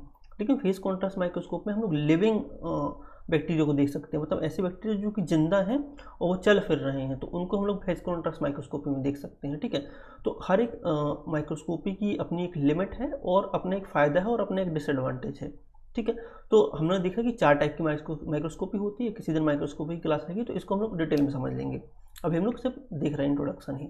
अब देखो, जब हम लोगों ने बैक्टीरिया को क्या किया, किसी सैंपल का कल्चर किया, उसका माइक्रोस्कोपी करी उस बैक्टीरिया की, देखा, तो हम उसको प्रॉपर तरीके से नहीं बोल सकते कि वही बैक्टीरिया जो जिसका हम लोगों ने कल्चर किया है, तो वो उसके कल्चर की कॉलोनी देख करके या फिर हम लोग ग्राम स्टैनिंग करके हम लोग बता तो सकते हैं कि कौन सा बैक्टीरिया होगा, लेकिन उसके कन्फर्मेशन के लिए हम लोग यहाँ पे और भी कुछ टेस्ट लगाते हैं। उसमें से एक टेस्ट आते हैं बायोकेमिकल टेस्ट। तो कई ऐसे बैक्टीरिया होते हैं जो कि कुछ बायोकेमिकल टेस्ट को पॉजिटिव देते हैं, किसी को नेगेटिव देते हैं। जैसे कि यहाँ बायोकेमिकल टेस्ट ढेर सारे टाइप के होते हैं। हम लोगों ने कुछ बायोकेमिकल टेस्ट के बारे में लिखा हुआ है, जैसे कि catalase, coagulase, oxidase, indole test, urease test, citric test और हमारा ट्रिपल शुगर आयरन टेस्ट। तो ये कुछ टाइप के टेस्ट हैं जो कि अलग अलग बैक्टीरिया पॉजिटिव देते हैं, कुछ बैक्टीरिया इसको नेगेटिव देते हैं। तो जैसे कि कैटलिस्ट टेस्ट है, हमारे बैक्टीरिया जो है जिसको हम लोग अगर से रिएक्शन कराएंगे, अगर वो कैटलिज एंजाइम बनाता है हमारा, तो ऐसे बबल फॉर्म होंगे तो हम लोग बोल देंगे कि वो बैक्टीरिया जो है जो कैटलिज एंजाइम बनाता है वो पॉजिटिव है हमारा। वैसे ही हम लोग ने एक नीचे फोटो लगाई हुई है ट्रिपल शुगर आयरन टेस्ट की। तो इसमें क्या करते हैं, ट्रिपल शुगर आयरन हमारे पास एक स्लांट होता है, एक टाइप का ये मीडिया ही है, कल्चर मीडिया ही है। जब हम लोग इसमें वो बैक्टीरिया की जिसको हम लोग ग्रो कराया है लैब में, जब हम लोग उसको यहाँ पे स्प्रेड करते हैं या फिर उसको हम लोग यहाँ पे पोर करते हैं, तो वो अलग अलग जो बैक्टीरिया होते हैं वो अलग अलग टाइप के कलर रिएक्शन दिखाते हैं। मैं कैसे दिखाता हूँ इसको जूम करके एक बार दिखा देता हूँ। जैसे कि ये जो हमारा पहला जो स्लांट है हमारा, इसमें किसी भी टाइप के हम लोगों ने बैक्टीरिया को नहीं डाला हुआ है। ठीक है, और यही अगर से हमने जो बैक्टीरिया डाला हुआ है अगर वो सूडोमोनास होगा तो हमको इस टाइप के ब्लैक कलर के ऊपर सरफेस पे हमको यहाँ पे कॉलोनी उसकी दिखाई देगी। यहीं साइजेला होगा तो इसका कलर भी चेंज करेगा वो, मतलब यहाँ पे ब्लू हमारा जो है येलो कलर कर देगा इस स्लांट का। साल्मोनेला टाइफी होगा तो स्लांट का कलर ब्लैक कर देगा। इस्चेरिचिया कोलाई होगा तो पूरा येलो कर देगा स्लांट को वो। और प्रोटियस अगर से होगा तो वो येलो भी करेगा और साथ में ब्लैक भी करेगा। तो मतलब ये जो है स्लांट का कलर अलग अलग बैक्टीरिया अलग तरीके से चेंज करते हैं, तो हम उसको कंफर्म कर सकते हैं कि यार ये बैक्टीरिया होगा वो। तो ऐसे ही बायोकेमिकल अलग अलग बायोकेमिकल टेस्ट करके हम लोग बैक्टीरिया का कंफर्मेशन करते हैं कि कौन सा बैक्टीरिया है एक्चुअल में वो। तो कैटालिज एंजाइम जो बैक्टीरिया बनाएगा वो कैटालिज पॉजिटिव बैक्टीरिया कहलाएगा। कुछ बैक्टीरिया होते हैं जो कोगुलेज टेस्ट पॉजिटिव आते हैं, तो कोगुलेज एंजाइम बनाते हैं वो। ऑक्सीडेशन, ऐसे अलग अलग टाइप के एंजाइम्स या फिर प्रोडक्शन जो बैक्टीरिया का एंड प्रोडक्ट होता है उसके हिसाब से हम लोग उसको कैटेगराइज कर सकते हैं या फिर हम लोग उसको पहचान सकते हैं कौन सा बैक्टीरिया है। तो बायोकेमिकल टेस्ट यूज होता है बैक्टीरिया की पहचान करने के लिए कि एक्चुअल वो है कौन सा बैक्टीरिया। ठीक है, तो हम लोगों ने क्या किया कि बैक्टीरिया के बारे में देखा और स्ट्रक्चर से लेकर के अभी हम लोगों ने कल्चर देख लिया, बायोकेमिकल टेस्ट के बारे में देख लिया। अब हम लोग बात करते हैं थोड़ा सा कैटेगरी के बारे में, जब हम जो एक्चुअल हमको पढ़ना है। ठीक है, हमको एक्चुअल क्या पढ़ना है कि जो बैक्टीरिया होते हैं वो कौन कौन से बैक्टीरिया हैं। जैसे कि अगर ग्राम पॉजिटिव बैक्टीरिया की बात करें तो स्टेफाइलोकोकस एरियस, स्ट्रेप्टोकोकस पायोजेनस या फिर स्ट्रेप्टोकोकस निमोनिया या फिर निमोनिया जिसको हम लोग बोलते हैं, वो सारे ग्राम पॉजिटिव बैक्टीरिया होते हैं। और भी ढेर सारे ग्राम पॉजिटिव बैक्टीरिया हैं जो कि हम लोगों ने यहाँ पे कैटेगराइज किए हुए हैं। इन सभी के बारे में हम लोग एक एक बैक्टीरिया के बारे में डिटेल में पढ़ेंगे। मतलब जैसे कि स्टेफाइलोकोकस एरियस है तो उसकी सेपरेट एक क्लास होगी, सिंगल क्लास, जिसमें कि स्टेफाइलोकोकस एरियस के बारे में हम लोग बताएंगे कि स्टेफाइलोकोकस का इंट्रोडक्शन कैसा होता है, ग्राम स्टैनिंग करने पे कैसे दिखाई देता है, कौन सा इसका बायोकेमिकल टेस्ट पॉजिटिव आता है, जब इसका हम लोग कल्चर करते हैं तो कौन से कल्चर मीडिया पे इसका कल्चर करते हैं, और जब कल्चर होता है तो कैसे इसकी गोल्डन कॉलोनी हमको उस मीडिया पे दिखाई देती है, और फिर कैसे वो हमको जो है हीमोलाइसिस शो करता है उस प्लेट पे, फिर कैसे हम उसको माइक्रोस्कोप में देखेंगे तो वो हमको कैसे बंचेस के फॉर्म में दिखाई देगा, या फिर ग्राम पॉजिटिव बैक्टीरिया कहलाएगा, ग्राम नेगेटिव बैक्टीरिया कहलाएगा, वो स्टैनिंग के थ्रू हम उसको देखेंगे, कौन से बायोकेमिकल टेस्ट इसके पॉजिटिव आएंगे। तो एक बैक्टीरिया के बारे में सारे डायग्नोसिस हम लोग पढ़ेंगे। ऐसे करके जितने बैक्टीरिया होते हैं, चाहे ग्राम पॉजिटिव बैक्टीरिया हो, ग्राम नेगेटिव बैक्टीरिया हो, इन सब के बारे में हम लोग एक एक करके डिटेल में पढ़ेंगे। ग्राम नेगेटिव बैक्टीरिया में एस्चेरिचिया कोलाई, क्लेप्सिला, निमोनिया जो आते हैं, सूडोमोनास जो हमारे हैं, तो इन सब के बारे में हम लोग यहाँ पे एक एक करके डिटेल में पढ़ेंगे जब हम लोग क्लासेस लेंगे। तो ठीक है, अभी हम लोग सिर्फ यहाँ पे देख रहे हैं इंट्रोडक्शन हम लोग चीज़ों का। डायग्नोसिस की बात करें तो कैसे हम लैब में किसी बैक्टीरिया का डायग्नोसिस करेंगे कि कौन से बैक्टीरिया को उसको इन्फेक्शन है, तो उसके लिए सबसे पहले सैंपल कलेक्शन करना पड़ेगा। सैंपल के लिए हम लोग यहाँ पे यूरिन, ब्लड, पस सैंपल का यूज़ कर सकते हैं। माइक्रोस्कोप एग्जामिनेशन है उसका करेंगे, माइक्रोस्कोप में देखेंगे कि उस सैंपल की स्लाइड बना करके उसको स्टैन करके कौन सा बैक्टीरिया हमको दिखाई दे रहा है। देन उसका कल्चर हम लोग करते हैं, कल्चर करके हम लोग उसको ग्रो करेंगे लैब में, ग्रो करके उसके बायोकेमिकल टेस्ट लगाएंगे, और ज़रूरत पड़ेगी और फिर भी आइडेंटिफाई नहीं हो रहा है कि कौन सा बैक्टीरिया है तो उसकी मॉलिकुलर टेस्टिंग कर सकते हैं, पीसीआर कर सकते हैं, जिसकी कन्फर्मेशन हम लोग उसका कर लें कि एक्चुअल जो बैक्टीरिया हमको दिखाई दे रहा है वही बैक्टीरिया है। अलग अलग टेस्ट जो अलग अलग पीसीआर जो होते हैं, जैसे कि अगर किसी को साल्मोनेला टाइफी का इन्फेक्शन है, उसको कन्फर्मेशन नहीं हो पा रहा है कि साल्मोनेला टाइफी ही है कि नहीं है, तो फिर उसका पीसीआर टेस्ट किया जाएगा। पीसीआर टेस्ट बहुत एक्यूरेट होता है और इसे कन्फर्मेशन कर सकते हैं किसी भी बैक्टीरिया की कि उसी बैक्टीरिया का इन्फेक्शन है कि किसी दूसरे बैक्टीरिया का इन्फेक्शन है। तो सबसे लास्ट हमारा पीसीआर ऑप्शन बचता है, लेकिन अधिकतर लैब में हमारा जो है बायोकेमिकल टेस्ट और कल्चर माइक्रोस्कोपी करके हम लोग कंफर्म कर लेते हैं कि कौन सा बैक्टीरिया। ठीक है, पीसीआर एडवांस मेथड है, इसमें पूरा कंफर्म हो जाता है कि कौन सा बैक्टीरिया। तो इस टाइप से हम लोग सैंपल कलेक्शन करके माइक्रोस्कोपी, कल्चर, बायोकेमिकल टेस्ट और हम लोग यहाँ पीसीआर करके बैक्टीरिया का आइडेंटिफिकेशन करते हैं अपने लैब में। ठीक है, अब हमारे पास एक होता है एंटी माइक्रोबियल सस्पेक्टिबिलिटी टेस्टिंग, मतलब कि इसमें हम लोग देखते हैं कि जो भी बैक्टीरिया है उसके ऊपर कौन सी एंटीबायोटिक काम करेगी। तो हम लोग बैक्टीरिया का ऐसा कल्चर करते हैं पूरी प्लेट में और उस पर हम लोग एंटीबायोटिक्स लगाते हैं, जैसे कि हम लोगों ने यहाँ पे एम्पिसिलिन या फिर हम लोग यहाँ पे पेनिसिलिन, जैसे अलग अलग टाइप की एमोक्सिलिन, तो अलग अलग टाइप की एंटीबायोटिक्स हम लोग यूज़ करते हैं और देखते हैं कि कितनी जो एंटीबायोटिक है वो कितना बैक्टीरिया को किल कर पा रही है। तो एग्जाम्पल के लिए हम लोग देखें अगर से, तो जैसे यहाँ पे एम्पिसिलिन जो हमारी है वो यहाँ एक एंटीबायोटिक के बीच में जो रखी हुई है, और जितना जो इसका जोन दिख रहा है जो जहाँ पे वो क्लियर किया हुआ है, तो मतलब वहाँ पे बैक्टीरिया की ग्रो नहीं हुआ है वहाँ बैक्टीरिया। बाकी जो पूरी प्लेट हमारी है जहाँ पे येलो पोर्शन जो हमारा है वो पूरी बैक्टीरिया की ग्रोथ है हमारी। तो एम्पिसिलिन जो हमारी है वो इतने एरिया के बैक्टीरिया को मार पा रही है हमारी। ठीक है, तो ये थोड़ी सी कम सेंसिटिव है हमारी, मतलब कम बैक्टीरिया को मार पाएगी। ठीक है, अब यहीं जेंटामाइसिन की बात करें तो जेंटामाइसिन का जोन जो है वो ज़्यादा बड़ा बन रहा है हमारा, तो मतलब ये थोड़ी ज़्यादा इफेक्टिव है हमारी उस बैक्टीरिया को मारने के लिए। ठीक है, यहीं हमारे एमोक्सिसिलिन की बात करें तो एमोक्सिसिलिन भी थोड़ा कम जोन बना रही है हमारी। तो जो बैक्टीरिया जितने ज़्यादा जो एंटीबायोटिक जितने ज़्यादा बैक्टीरिया को मारेगी वो उतनी ज़्यादा सेंसिटिव होगी उस बैक्टीरिया के प्रति, तो फिर वो एंटीबायोटिक हम उस व्यक्ति को देंगे जिसको इन्फेक्शन है इस बैक्टीरिया का, तो वो जल्दी ठीक हो जाएगा। तो वो व्यक्ति जो है उसके ऊपर कौन सी एंटीबायोटिक असर करेगी उसके लिए हम लोग यहाँ पे एएसटी टेस्ट करते हैं। ठीक है, एएसटी टेस्ट जो है तभी जब हम लोग लैब में देखते हैं, जो लोग लैब में काम करते हैं तो उनके पास क्या आता है, जो अब हम लोग लैब में काम करते हैं जब भी कोई भी सैंपल जो हमारे पास लैब में आता है तो उसके साथ ऐसा लिखा रहता है कि जैसे कि urine culture and sensitivity test करना है। तो यूरिन कल्चर का मतलब हुआ कि हम लोगों ने उसकी अपनी लैब में उस यूरिन सैंपल का हम लोगों ने कल्चर किया, बैक्टीरिया को ग्रो किया। ठीक है, और आइडेंटिफाई किया कि ये वाला बैक्टीरिया है। अब उसके साथ एंटीबायोटिक सेंसिटिविटी टेस्ट भी लिखा हुआ है हमारा कि कौन सी एंटीबायोटिक कितनी सेंसिटिव होगी उस बैक्टीरिया के अगेंस्ट में जिसका कल्चर हम लोगों ने किया हुआ है। तो उसके लिए फिर हम लोग ये वाला टेस्ट करते हैं, एंटीबायोटिक सेंसिटिविटी टेस्ट या फिर anti susceptibility test, antimicrobial susceptibility test. इसके साथ हमारे और भी टेस्ट होते हैं जैसे कि मिनिमम इनहिबिशन कंसंट्रेशन, मतलब कि मिनिमम इसकी कौन सी कंसंट्रेशन है जो कि उस बैक्टीरिया की ग्रोथ को रोक सकती है, फिर विजुअल तरीके से ना दिखे हमको बैक्टीरिया वो उस सैंपल में। तो अधिकतर जब पानी वानी की जो टेस्टिंग वगैरह होती है वो इसी मिनिमम इनहिबिशन कंसंट्रेशन से हम लोग पता करते हैं। ठीक है, और हमारी एक और हम लोग बात कर सकते हैं जैसे कि हमारी एंटीबायोटिक रेजिस्टेंस मैकेनिज्म के बारे में बात कर सकते हैं यहाँ पे हम लोग, कि कुछ बैक्टीरिया जो होते हैं वो एक ऐसी मैकेनिज्म डेवलप कर लेते हैं जिससे कि कुछ एंटीबायोटिक्स का उनके ऊपर असर ना हो। ठीक है, तो जब हम लोग एंटी माइक्रोबियल सस्पेक्टिबिलिटी टेस्ट पढ़ेंगे तो इन सब के बारे में हम लोग यहाँ पे डिटेल में पढ़ेंगे। ठीक है, अभी हम लोगों ने बेसिक पढ़ लिया कि कैसे ये हमारे जो है एंटीबायोटिक्स और कैसे हम लोग उसमें लैब में काम करते हैं हम लोग उसके ऊपर। ठीक है, एक क्वेश्चन आया हुआ है कि सर एक किस कारण से चमकते हुए दिखाई देते हैं। तो किस कारण से क्या चमकते हुए दिखाई देते हैं? बैक्टीरिया। एक मिनट में बात देख लेते हैं हम लोग स्लाइड को वापस से। ठीक है, तो जो हमारे बैक्टीरिया जो है चमकते हुए दो चीज़ों में दिखाई देते हैं। एक दिखाई देते हैं डार्क फील्ड माइक्रोस्कोपी में और दूसरे दिखाई देते हैं फ्लोरोसेंट माइक्रोस्कोपी में। ठीक है, तो इन दोनों में बैक्टीरिया चमकते हुए कैसे दिखाई देते हैं? देखो क्या होता है कि जो लाइट जो है वो बैकग्राउंड में लाइट ब्लॉक हो जाती है हमारी। तो जो हमारा जो ऑब्जेक्ट है, इस ऑब्जेक्ट के चारों तरफ से या फिर इसके अंदर से लाइट आती है, तो बैकग्राउंड हमारा पूरा डार्क है, जिसके कारण ये जो हमको हमारे जो बैक्टीरिया हैं वो चमकते हुए दिखाई दे रहे हैं। ठीक है, बैकग्राउंड ब्लैक होने के कारण बैक्टीरिया में सिर्फ बैक्टीरिया जो है या फिर जो ऑब्जेक्ट है हमारा उससे लाइट आ रही है, इसलिए वो हमको चमकते हुए दिखाई देते हैं डार्क फील्ड माइक्रोस्कोपी में। वहीं अगर बात करें कि फ्लोरोसेंट माइक्रोस्कोपी की, तो फ्लोरोसेंट माइक्रोस्कोपी में हम लोग डाई यूज़ करते हैं। जैसे कि सब लोगों ने देखा होगा कि जब रोड में जाते हैं तो कई जहाँ रेडियम लगा हुआ होता है, जब उसमें लाइट पड़ती है तो वो रिफ्लेक्ट होता है, वो अलग अलग कलर का हो सकता है, रेड हो सकता है, ब्लू हो सकता है। तो जैसे रेडियम काम करता है कि लाइट को वो रिफ्लेक्ट करता है, वैसे ही जो फ्लोरोसेंट होते हैं, फ्लोरोसेंट एक डाई है जो कि यूज़ होती है चमकने के लिए। तो जब हम लोग किसी बैक्टीरिया को या फिर किसी ऑब्जेक्ट को इस डाई से स्टैन कर देते हैं और जब उसमें लाइट पड़ती है तो फिर वो बैक्टीरिया हमको जो है या फिर जो भी ऑब्जेक्ट है वो हमको यहाँ चमकता हुआ दिखाई देता है।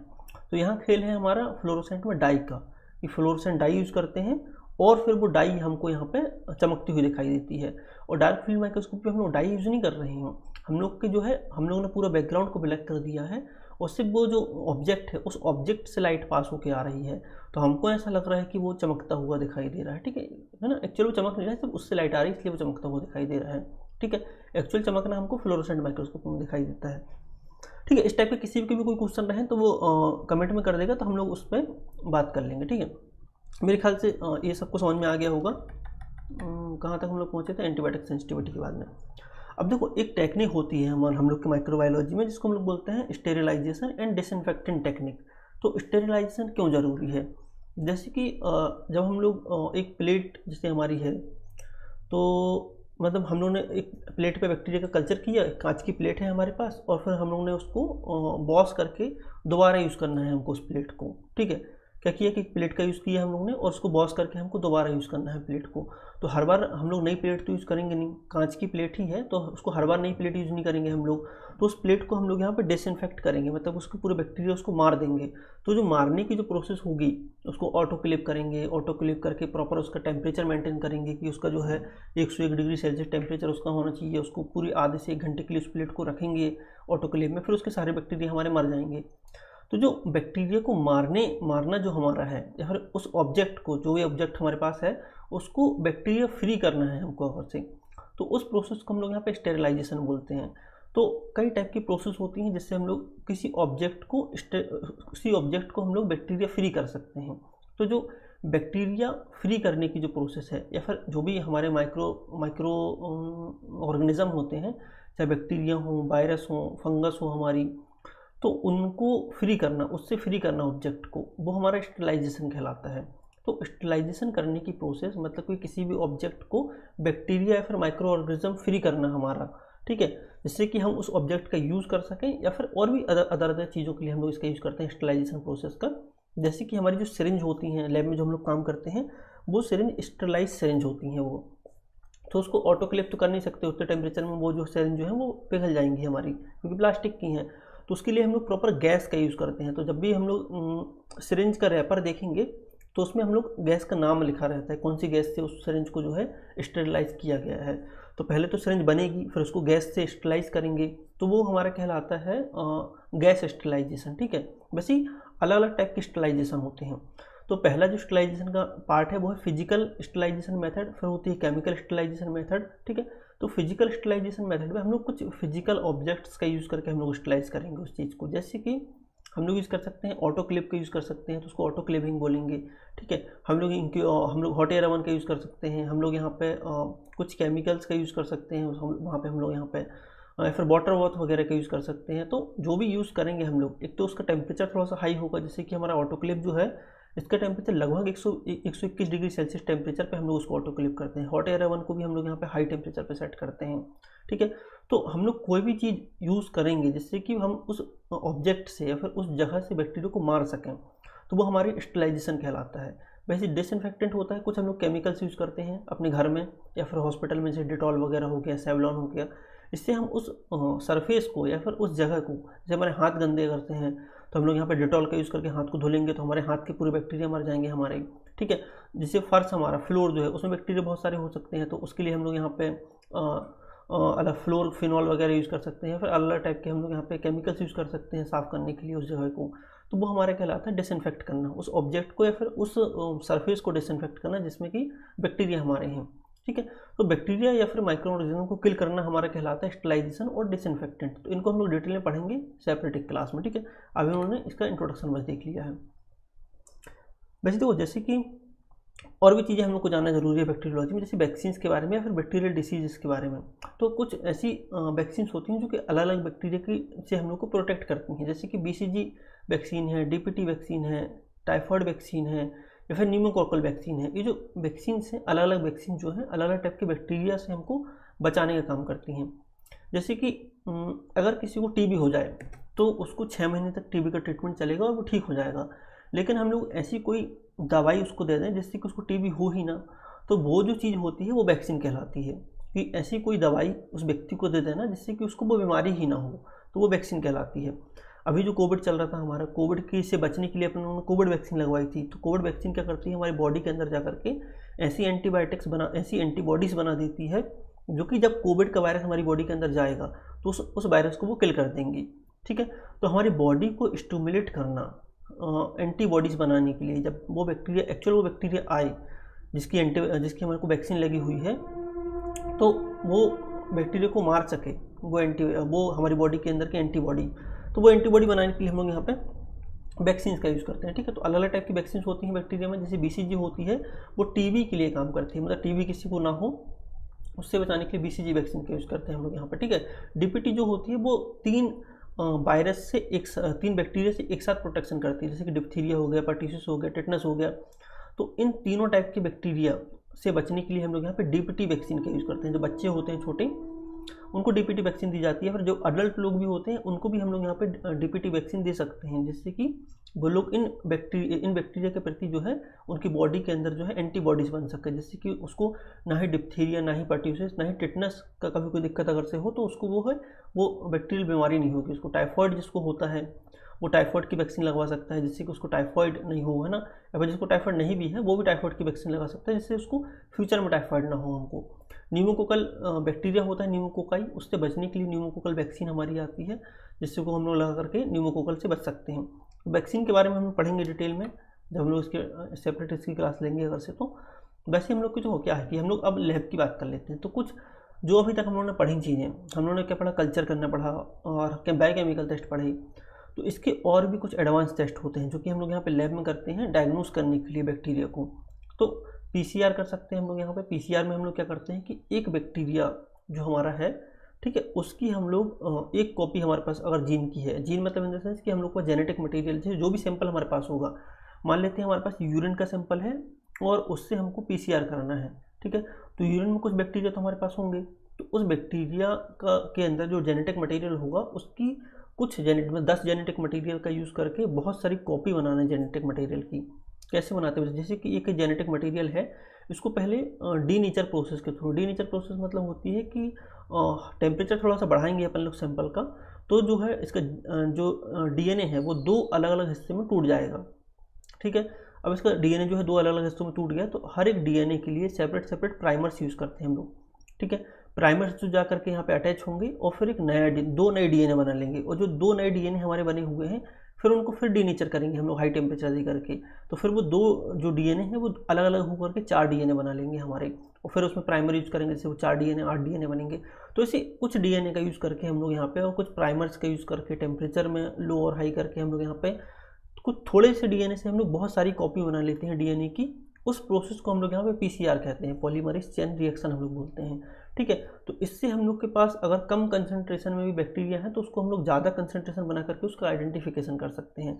इसलिए हम लोग उसको बहुत एक्यूरेट टेक्निक बोलते हैं कि बहुत अच्छी और सबसे अच्छी टेक्निक है हमारी देखी जाए अगर से ये तो डायग्नोस करने के लिए। तो जब PCR आई तो इसमें टाइम लगता था, एक्चुअली बहुत ज़्यादा टाइम लगता था, 2 से 3 घंटे लगते थे हमारे। तो इसके बाद जो इसकी एडवांस वर्जन आया हमारा, उसको हम लोगों ने बोला रियल टाइम पीसीआर। तो रियल टाइम पीसीआर में क्या होता है कि जो एक प्रोसेस हो रही है, जैसे कि एक डीएनए से 2 डीएनए बनने की प्रोसेस एक साइकिल में पूरी हुई हमारी, ठीक है। ये एक डीएनए से 2 डीएनए हमारे बने तो उसको एक साइकिल बोला हम लोगों ने।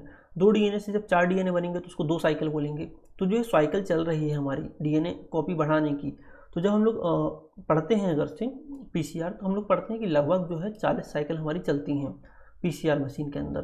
तो जो 40 साइकिल में कितना डीएनए मटेरियल बना हुआ है उसको रियल टाइम पे हम लोग ग्राफ के माध्यम से अपनी मशीन में देख सकते हैं, जिससे कि हम पता लगा सकें कि उसका बैक्टीरिया जो है उसका कंसंट्रेशन कितना है, पर बैक्टीरिया का इन्फेक्शन है भी कि नहीं है।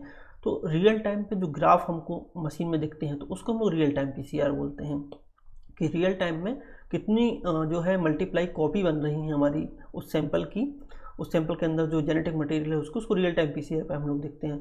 तो हमने बात करी पीसीआर की, फिर रियल टाइम पीसीआर की। ऐसी हमारे मल्टीटॉपिक एक टेक्निक आई थी जिसको matrix associated laser desorption ionising time of flight इसको बोलते हैं। तो इसमें क्या होता है कि जो हम लोगों ने जैसे कल्चर किया हुआ, मतलब वो भी एक अच्छी मेथड है मल्टीटॉप करके। तो उसमें होता यह है कि जैसे कि हम लोगों ने कल्चर किया बैक्टीरिया का, तो कल्चर की कॉलोनी हम लोग लेंगे, उसको हम लोग सॉल्यूशन में डिजोल्व करेंगे और उस पर हम लोग कुछ केमिकल डालेंगे, और वो केमिकल डालने के बाद जो उसमें प्रोटीन है, जो हर एक बैक्टीरिया जो होता है वो अलग टाइप के प्रोटीन प्रोड्यूस करता है, फिर अलग टाइप के प्रोटीन से बना हुआ होता है। तो वो प्रोटीन का आइडेंटिफिकेशन करके, बैक्टीरिया के प्रोटीन का आइडेंटिफिकेशन करके हम लोग पता लगा सकते हैं कि कौन सा बैक्टीरिया है वो। ये सारी एडवांस टेक्निक है ना, जर्नली लैब में ये सब टेक्निक यूज़ नहीं की जाती हैं। कुछ लैब में पीसीआर यूज़ किया जाता है जो थोड़ी एडवांस लैब है, हर लैब में पीसीआर नहीं लगता है। मल्टीटॉप जो है वो भी एडवांस टेक्निक है ना, तो मैं अभी एडवांस टेक्निक की बात कर रहा हूँ जो कि जर्नली लैब में यूज़ नहीं होती हैं, ठीक है। तो क्या हुआ कि हम लोगों ने बैक्टीरिया की कॉलोनी ली, उस कॉलोनी में हम लोगों ने यहाँ पे प्रोटीन का आइडेंटिफिकेशन किया। अलग अलग बैक्टीरिया अलग टाइप के प्रोटीन्स प्रोड्यूस करते हैं, तो जो भी बैक्टीरिया वो होगा वो अलग टाइप के प्रोटीन बनाएगा। उस प्रोटीन का आइडेंटिफिकेशन करके हम बता सकते हैं कि कौन सा बैक्टीरिया है, उसको हम लोग मल्टीटॉप यहाँ पे टेक्निक बोलते हैं। वहीं अगर डीएनए सीक्वेंसिंग की बात करें तो हर एक बैक्टीरिया का डीएनए सीक्वेंस अलग होता है, हर एक बैक्टीरिया का, या फिर हर एक जीव का डीएनए सीक्वेंस अलग है। तो जो डीएनए सीक्वेंस है, हम इंसान हैं, हमारा डीएनए सीक्वेंस अलग है, बंदर है उनका डीएनए सीक्वेंस अलग है, और जो बैक्टीरिया हैं जैसे कि साल्मोनेला टाइफी का अलग डीएनए सीक्वेंस होगा, इकोलाई का अलग डीएनए सीक्वेंस होगा, साइजेला का अलग डीएनए सीक्वेंस होगा। तो उन डीएनए सीक्वेंस का हम लोग पता लगा करके बता सकते हैं कि बैक्टीरिया का इन्फेक्शन है और इस टाइप की बैक्टीरिया का इन्फेक्शन है, ठीक है। तो वो हमारा डीएनए सीक्वेंसिंग में हम लोग पता लगा सकते हैं। तो डीएनए सीक्वेंसिंग ज़्यादा एक्यूरेट मेथड है, और डीएनए सीक्वेंस से हम लोग उसकी जब हम लोग वैक्सीन्स बनाते हैं, जैसे कि हम लोग को पता चल गया था कि जो कोविड हो रहा है वो कोविड-19 एक बैक्टीरिया है जिसके कारण हो रहा है, ठीक है। तो लेकिन हम लोगों ने तुरंत उसकी वैक्सीन क्यों नहीं बना दी? क्योंकि हमको उसका डीएनए सीक्वेंस नहीं पता था, या डीएनए सीक्वेंस पता भी था तो हम लोग उसके अगेंस्ट में जो हम लोग ऐसे डीएनए या फिर ऐसी वैक्सीन बना सकें जिससे कि हम लोग वो इफेक्ट करे हमको, तो उसके लिए डीएनए सीक्वेंसिंग जानना जरूरी था, उस वायरस की डीएनए सीक्वेंसिंग जानना जरूरी था। तो जो डीएनए सीक्वेंस है इससे हम लोग नए बैक्टीरिया या फिर नए वायरस का भी पहचान कर सकते हैं, या फिर जो एग्जिस्टिंग वायरस हैं उनकी भी पहचान की जा सकती है, फिर बैक्टीरिया जो उनकी पहचान की जा सकती है। तो डीएनए सीक्वेंस भी एक मेथड होती है जिसको हम लोग डायग्नोस्टिक में यूज़ करते हैं और रिसर्च में भी इसका यूज़ किया जाता है, ठीक है। तो हम लोगों ने कुछ एडवांस टेक्निक्स की बात करी जो कि हम लोग यहाँ माइक्रोबायोलॉजी में यूज़ करते हैं। हम बात करें कि स्पेसिमेन कौन कौन से यूज़ करते हैं हम लोग माइक्रोबायोलॉजी लैब में, तो स्पेसिमेन के लिए normal blood, urine, sputum, stool, fluids वगैरह, स्वैप्स वगैरह, इन सब का यूज़ करके हम लोग यहाँ पे कल्चर कर सकते हैं, या फिर हम लोग उसमें देख सकते हैं कौन सा बैक्टीरिया का इन्फेक्शन है, ठीक है। तो ये सब टाइप के हमारे सैंपल्स हो गए। तो आज हम लोगों ने देखा कि कोई बैक्टीरिया जो है वो उसका स्ट्रक्चर क्या होता है, उसको कैसे अलग अलग कैटेगरी में क्लासीफाई कर सकते हैं, उसके कैरेक्टरिस्टिक के हिसाब से, उसके शेप, साइज, अरेंजमेंट के हिसाब से, ठीक है। नहीं, जो आज की क्लास हम लोग की यहाँ पे एंड होगी, लेकिन हम लोग यहाँ पे क्या करते हैं कि इसका इंडेक्स समझ लेते हैं। इंडेक्स समझने से फ़ायदा ये होगा कि हम लोग जो पढ़ा है वो रिपीट हो जाएगा, जिससे कि हम लोग रिकॉल कर पाएंगे चीज़ें, है ना। एक बार इंडेक्स से इसको समझा देता हूँ, मतलब समरी कर लेते हैं हम लोग एक तो, ठीक है। हम लोगों ने क्या देखा, हम लोगों ने देखा है कि इंट्रोडक्शन क्या होता है बैक्टीरिया का, क्या बैक्टीरिया कहलाते हैं, प्रोकैरियोटिक सेल कहलाते हैं, सिंगल सेल ऑर्गेनिज्म कहलाते हैं, जो कि हमको बीमारी कॉज करते हैं या फिर बीमारी कॉज नहीं भी कर सकते हैं। हमारी बॉडी के लिए अच्छे बैक्टीरिया भी हो सकते हैं, खराब बैक्टीरिया भी हो सकते हैं। देन हम लोगों ने बात करी क्लासिफिकेशन ऑफ बैक्टीरिया की, कि बैक्टीरिया को क्लासीफाई कैसे किया जा सकता है, उसकी पहचान करने के लिए शेप के आधार पर क्लासीफाई किया जा सकता है, कोकाई, बेसिलाई, ग्राम स्टेनिंग के आधार पर क्लासीफाई किया जा सकता है। तो अलग अलग कैटेगरी बना सकते हैं बैक्टीरिया के, ठीक है। स्ट्रक्चर की बात करी, कैसे कौन कौन से स्ट्रक्चर पाए जाते हैं, सेल वॉल से लेके कैप्सूल से लेकर के जेनेटिक मटेरियल की बात करी हम लोगों ने उसके, तो हम लोगों ने स्ट्रक्चर की बात करी। वही बैक्टीरिया को कैसे ग्रोथ कराएंगे अपनी लैब में, कैसे उसका ग्रोथ का कर्व बनता है, कैसे ग्रोथ होती है उसकी, उसके बारे में बात करी।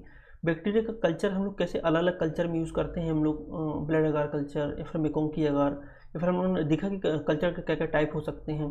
हम लोगों ने बात करी स्टैनिंग्स की, अलग अलग टाइप की स्टैनिंग्स करते हैं हम लोग यहाँ पे, ग्राम स्टैनिंग और नेगेटिव स्टैनिंग, AFB स्टैनिंग है ना, कैप्सूल स्टैनिंग, सब स्टैनिंग्स की हम लोगों ने बात करी। फिर माइक्रोस्कोपी की बात करी कि कौन कौन सी माइक्रोस्कोपी हम लोग कर सकते हैं, light field microscope, dark field microscope, fluorescent microscope, या फिर हम लोग फिश कॉन्ट्रास्ट माइक्रोस्कोपी। तो अलग अलग माइक्रोस्कोपी की हम लोगों ने बात करी। वही हमने बात करी कि अलग अलग बायोकेमिकल टेस्ट लगा सकते हैं बैक्टीरिया के आइडेंटिफिकेशन में कि कौन सा बैक्टीरिया एक्चुअल में है वो, ठीक है। हमने बात करी कि ऑक्सीडेज टेस्ट कर सकते हैं, या फिर हम लोग कोगुलेज टेस्ट कर सकते हैं, ट्रिपल शुगर आयरन टेस्ट कर सकते हैं। तो हम लोग अलग अलग बायोकेमिकल टेस्ट करके बैक्टीरिया का आइडेंटिफिकेशन कर सकते हैं, ठीक है। कॉमन कौन कौन से पैथोलॉजिकल बैक्टीरिया होते हैं, तो कुछ कुछ नाम देखिए हम लोग, और बहुत सारे होते हैं, उनके बारे में डिटेल में बाद में हम लोग देखेंगे। लेबोरेटरी डायग्नोसिस कैसे करते हैं बैक्टीरिया को, उसके बारे में बात करी। एंटी माइक्रोबियल सस्पेक्टिबिलिटी टेस्ट क्या कहलाता है, AST कैसे लगाते हैं हम लोग, उसकी बात करी हम लोगों ने। स्टेरिलाइजेशन कैसे करते हैं कोई भी ऑब्जेक्ट का, उसके बारे में बात करी हम लोगों ने। कैसे बैक्टीरिया फ्री या फिर माइक्रो ऑर्गेनिज्म फ्री करते हैं कोई चीज़ को, उसके बारे में बात करी। फिर हम लोगों ने बात करी कि वैक्सीन कैसे काम करती हैं, बनती कैसे है वैक्सीन हमारी, और कैसे हमारी बॉडी के अंदर वो इफेक्ट करती है ना। फिर हमने बात करी कि एडवांस डायग्नोस्टिक मेथड कौन कौन सी हैं, PCR, real time PCR, DNA sequencing, इन सब के बारे में हम लोगों ने बात करी। फिर हमने बात करी कौन कौन से स्पेसिमेन हम लोग यहाँ पे बैक्टीरियोलॉजी में यूज़ करते हैं, जैसे यूरिन, ब्लड, पस वगैरह। तो हम लोगों ने क्या किया कि इन सब चीज़ों के बारे में बात करी। अब हम लोग क्या करेंगे, एक एक टॉपिक का यूज़ करेंगे हम लोग यहाँ पे। जैसे कि कल हम लोग बैक्टीरिया का स्ट्रक्चर के बारे में बात कर लेंगे कि बैक्टीरिया का स्ट्रक्चर कैसा होता है। देन हम लोग क्लासिफिकेशन पढ़ लेंगे। फिर हम लोग सिंगल सिंगल बैक्टीरिया के बारे में बात कर लेंगे। तो हम लोग अब इन जो हम लोगों ने पढ़ा है इन सब चीज़ों के बारे में सेपरेट सेपरेट एक एक क्लास में इसके बारे में बात करेंगे हम लोग, ठीक है। तो आज की क्लास में लोग यहाँ पे एंड कर देंगे, और हम लोग यहाँ पे कल हम लोग दूसरी क्लास के बारे में बात करेंगे, ठीक है। आज MCQs हमारे नहीं होंगे, क्योंकि आज की क्लास हमारी कोई ऐसी नहीं हुई है कि हम लोग MCQ करने की ज़रूरत पड़े हम लोगों को, ठीक है। तो कल हम लोग जब पढ़ेंगे तब हम लोग यहाँ पे MCQ सॉल्व करेंगे, ठीक है। आज हम लोग MCQ नहीं करेंगे यहाँ पे, ठीक है। तो थैंक यू फॉर वॉचिंग। हम लोग कल मिलते हैं बैक्टीरिया का स्ट्रक्चर वाली क्लास में, बैक्टीरिया का स्ट्रक्चर कैसा होता है उसको लेकर।